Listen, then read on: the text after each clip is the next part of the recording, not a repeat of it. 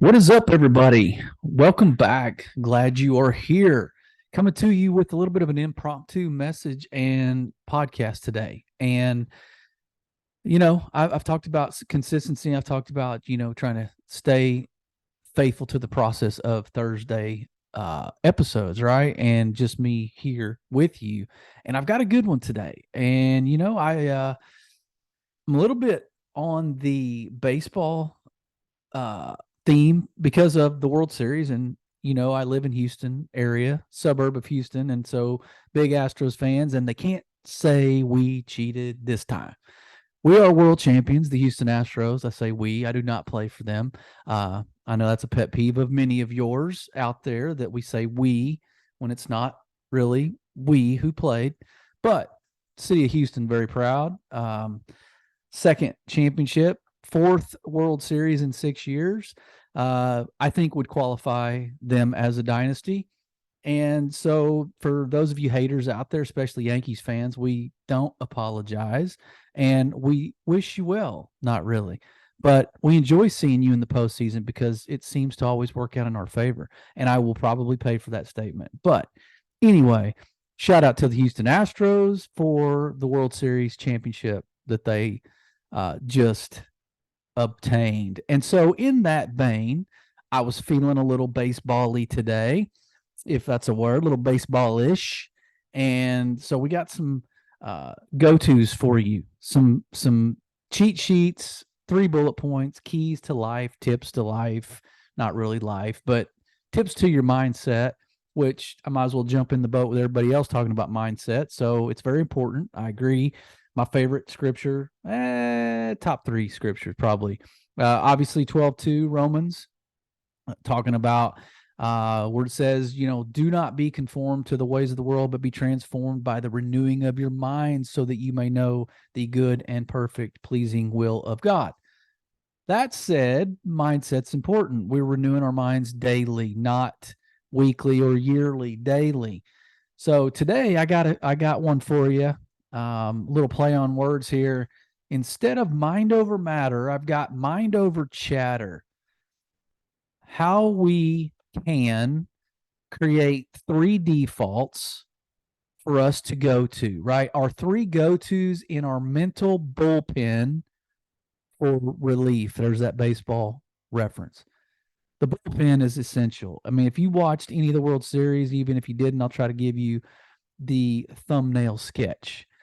So in the playoffs specifically, World Series specifically, your starter, if you can get 5 or 6 good innings out of them, you typically go to the bullpen at that point. Now, obviously, if they're rolling through a perfect game or something ridiculous in a World Series, you probably let them roll. But most of the time, even a good starter will only go 5 or 6. Pitch counts are important. How many pitches has he thrown? Fatigue, injury, risk out there. So then you've got to rely on a middle relief. There's always that closer who usually pitches the last inning, especially if you're in the lead and he's trying to seal the deal for the team. But the middle relief is crucial. I would say huge and most important of the bullpen people, in my opinion, because they got to fill that gap of about 2 to 3 innings in there before you bring in the big dog closer, right? The cooler, the judge, if you will, not the Aaron Judge at all. But so mental bullpen for relief, I got 3 go-tos for you because we've got to be able to just flip a switch, go to these mentally when you're in the middle of a trial, in the middle of a setback, adversity, pain, hardship, right? Any sort of, let's say, emotional, uh, emotional. So pretty much any situation that requires some emotional gymnastics or that is putting you to the test emotionally, psychologically, we got to be able to flip the switch and have a default that we go to immediately. So the Astros had a really good bullpen, had a really good middle relief group of guys, different guys. They all kind of contributed. They would come in for an inning. The next guy would be a setup guy, which is right before the closer. So there's all kinds of different roles. I won't go into all that in the bullpen. But your mental bullpen requires three at least, but these three go-tos that you can just go and you can get right. You can right the ship psychologically when you face some sort of opposition or hardship or setback. All right, here we go. And this might be a little shorter today. About to go on a trip, right? And this trip has been delayed for 2 years because of COVID. My wife and I are going on a cruise. Guess where we're flying? The only place that there is a Category 1 hurricane set to hit land the day we arrive, Miami, Florida. Why? Because we had travel vouchers for flights, and so we wanted to fly, use them because we had to use them or lose them by December. Middle of November, we're thinking, hey, we're pretty good. Hurricane season's pretty much over, right? We're on the downturn. Hadn't really been a huge group of significant hurricanes. There's been a few, but so the one in Fort Myers, of course. I mean, no disrespect to those people. That's catastrophic, and our prayers go out to them still because they will be recovering from that for a long time. But we thought we were safe, so we're flying tomorrow, and the hurricane, which is Category 1, of course, is going to hit landfall most likely Thursday morning. So we're hoping we can get into town. We're hoping we can survive and get not too flooded, and hopefully our ship can get set sail Thursday. Worst case, maybe Friday if everything's delayed. But why am I telling you that? Not sure. But I didn't plan on, so I was planning on, I got a lot to do, and so I don't know how long this will be, but it's worth talking about, even if it's for 15 minutes, it's worth talking about. But I got to tell you, these three go-tos are important, and I continue to refine this process daily. Well, maybe moment by moment, depending on the grease fire that is that particular day, whether it's relationships, coworkers, jobs, customers, kids, wife, whatever life that's coming at me, coming at you. It could be moment by moment that you got to go to these guys, this bullpen of mindset, staples, defaults that you got to go to get your mind right. So, I mean, I say, the three mental bullpen relief pitchers for me, I'll start with the first one. Here's what we do when we get in those moments where we feel the heat is on. We feel like we're spinning out of control. Nothing can go right. Our mind's going in some dark places. We got some stinking thinking. All right. I go to this one first.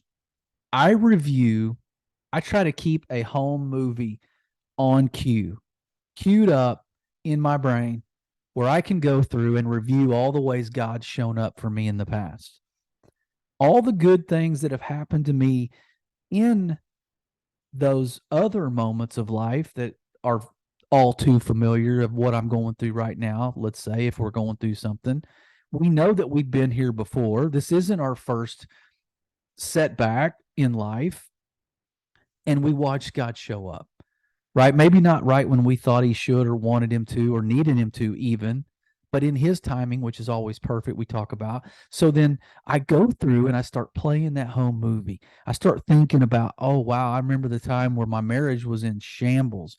And we came out of that, and God just kind of swooped in and created some peace and some harmony and created maybe a better connection down the road. But man, it was touch and go for a little bit. And so I start playing that movie. Then I start playing the movie of, oh, remember when I got laid off? Like if it's a work situation I'm in the middle of right now, I go through, oh, wow, remember when I got laid off? Remember how God gave me a job like 3 months later? Remember how my mother had some resources available to kind of bridge the gap financially for us until I could get us right again and kind of get the train back on the tracks financially? I remember God just providing for those situations. Why can't we go there? Why is our default always destruction? Why is our default most likely devastation or catastrophe? We're so quick to go there. I asked my wife this the other day. I'm like, I can't remember what it was, but I'm like, why do we always go to the place of, I mean, it's so easy to believe something bad might happen, but it's not easy to believe that it could go a different way. and God can swoop in and make it. Even though conceptually, deep down in our heart, we know God can do whatever he wants. And most likely he shows up and takes care of it. But why are we so quick to go the other way? I say you keep these home movies queued up so that you can automatically flip a switch and go, I remember when that happened. He took care of us. I remember when that happened. He healed us. I remember when that happened. He restored that relationship. He took care of my kid. He got me that promotion. He met our needs financially, like all these things. So keep that home movie, keep those little snapshots queued up, keep them and relive them, even though don't wait till you're in a backs against the wall and you're, life is a kitchen, you grease fire, right? And there's a fire in the kitchen. Don't wait for that. When you're driving down the road, it doesn't hurt to go down the list of those things that he showed up for in a good way, a big way. Provision, right? Protection. He did those things. So it doesn't hurt to kind of, and I know that's all encompassing of gratitude. Like I could have just easily said, hey, be grateful whenever you're feeling down or up against it, or you're feeling like you can't get traction and everything's an uphill battle. Just be grateful. Like it's easy to say that, but I wanted to give you some granular, detailed specifics on what that looks like. Because we can all say, yeah, I'd be better if I was just grateful in those moments. But why don't we just say, hey, play that home movie, hit the play button right here. And I promise you will have a different perspective, because that's what this all boils down to is perspective. It all boils down to just how big do we want to magnify the problem? It's our choice, but just how big do we want to blow this thing up? And then how eager are we to jump into this role of victimhood, victimization? That's a choice, right? Pain is almost guaranteed, but suffering is voluntary. You don't have to suffer through. You can experience pain, but we don't have to suffer. We can choose where we spend our mind, where our mind spends our time, its time, where we go mentally. We can choose that. So review all the ways God showed up in the past, because this isn't the first time you've been in a pit or in a fiery, valley. This isn't the first time, and it won't be the last. So get yourself conditioned, create that muscle memory to be able to go and play those home movies. All right, that's the number one. There you go. Clear my throat. Second one. These are all going to kind of maybe overlap a little, but they're going to relate. Okay. So we talked about perspective. Visualize the outcome with you on the other side of this mountain, with you on the other side of this fire that you're walking through, with you on the other side of the turmoil that's been created, or that you've created, or that someone has kind of dumped on you. Visualize, if you notice this, the theme of mental condition, it's all about thinking about something that's either already happened where God showed up, thinking about something that might happen or can happen or will happen. So visualize you on the other side of this situation. Play the thing out. Okay. We know it seems like hell right now. We know it seems like there's no solution right now. We know it seems like there may not be a good ending possibly for this particular situation. But you know what? Ultimately, there is a good ending. Ultimately, you play this out a year from now. I mean, at the very least, play this out to, you're old and gray and you're on your deathbed and you win already. You've accepted Christ as your Savior. You've got eternity with Him. You're in heaven. Like your eternity sealed and you win. So that little thing that happened today may not seem as big if we look at it from a lens that's got eternity at the forefront. But see yourself on the other side of this, whatever problem it is. I mean, I'll use my example right now. I got to tell you, it does not look good for this trip we're about to take. I mean, to say the least, our safety is in question, I guess. I mean, I'm not going to be gloom and doom, but I mean, it is what it is. It's a fact that we're going into a hurricane situation. There's going to be flooding. There's going to be, storm surges. There's going to be high winds. We're coming in on metal bird like in this high wind situation. Granted, I know they know how to handle this, but okay, safety's a factor. Are we even going to get to go on the trip? I don't even know. We're going to use our plane vouchers. We could get there. They could cancel the deal, or it could delay a day or two. Then what? I got to get a hotel room. I mean, this is it. There's so many ways this could go south. But my wife and I had the travel agent on the phone, and we were painting all these pictures of hypotheticals that aren't good, and we're like, we got to get in front of this and figure this out before it's too late. And then we're holding the bag of crap, and we're the victim in the deal, and we have no recourse. But we kind of stopped and said, you know what, this thing could turn. The storm could just go directly north and never even hit the land. It could just keep going or change directions, but we could be on this ship as scheduled. And then we could be at this beautiful place, wherever our destination is, enjoying this, talking about, hey, remember when we almost didn't get to get on this ship? So we sort of I visualize the trip going well. Like I could see us, out having a cup of coffee on the deck, watching the ocean, sailing, approaching the Bahamas, getting off, beautiful island. Not sure how beautiful the water will be after a hurricane comes by there, but hey, maybe they reroute us to a different, prettier part of the ocean. I don't know. But the point is, and by nature, I'm probably negative and pessimistic. I'm very cynical at the least, but, or realist, as a lot of us cynics like to say, we're realists, right? Cynical sounds terrible. But I chose, to think about, hey, what about the other side of this? What if we get through this situation that seems dark and like has no hope? What if we visualize the fact that, oh, well, we're going to have a trip at the end of this. We're going to enjoy ourselves. This has been a 2-year delay on this anniversary trip. We're going to enjoy it. So I've been praying up one side, and down the other of just asking God, just going to the throne. I mean, the throne has got footprints of me all around it today because I have been trying to pray this thing through. And whatever happens, it's whatever God wants to happen. And I respect whatever it is, and I'll accept it. But the second point here is this: visualize an outcome of you on the other side. What do you have to lose by doing that? Oh, I don't want to mislead myself. I'm not going to be Mr. Positive Visualization guy who's not realistic and blah, blah.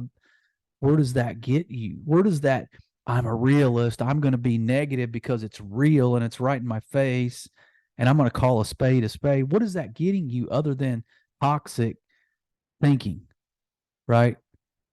More of a cancerous mindset, and everything you say and do is a reflection of that, and then just kind of collateral damage around you, around the people that are closest to you, get to be the recipient of that damage.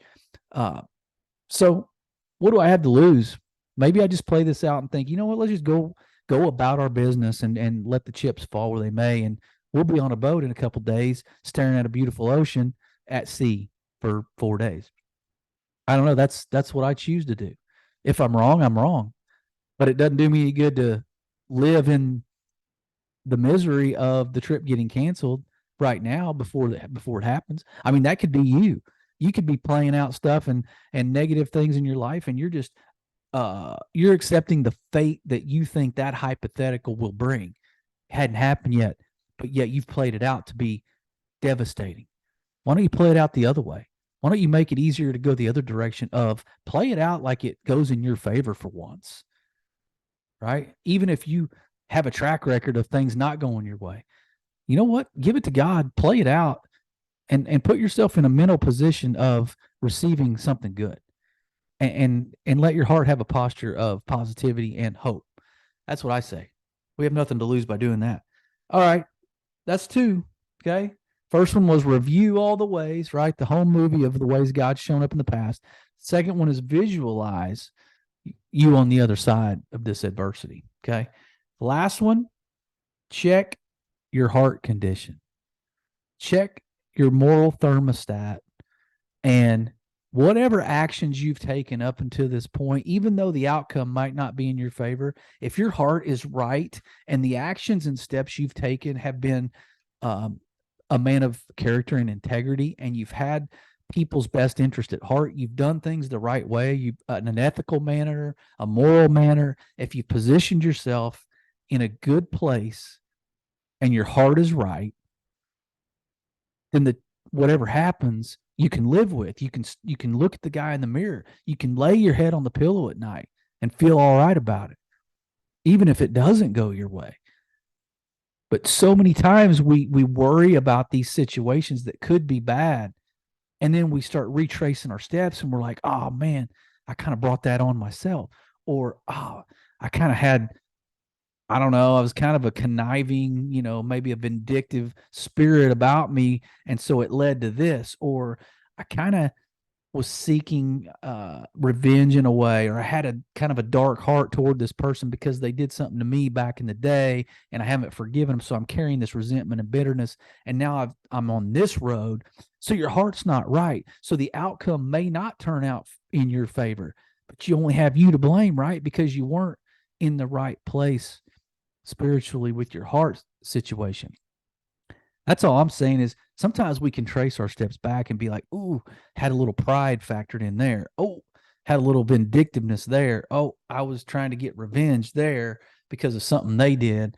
So let's try to operate in a moral thermostat that sets the temperature, right, of our character and our integrity and the person we want to be, regardless. Because let me tell you, if your heart's dark and you got a bad character and you're not walking in the integrity, and even if it turns out positively for you in the end, your spirit's going to be disruptive. Your spirit's going to have this tension. You're actually not going to win in the long run, I can promise. But if your heart's right, even in the temporary short term, if it goes wrong, in the long run, you will come out ahead. God will reward that. He rewards those who diligently seek him, right? He resists the proud. He gives grace to the humble. So if you humble yourself, you're going to receive his grace. Maybe not in this moment. You may have to suffer a little. You may have to go through something.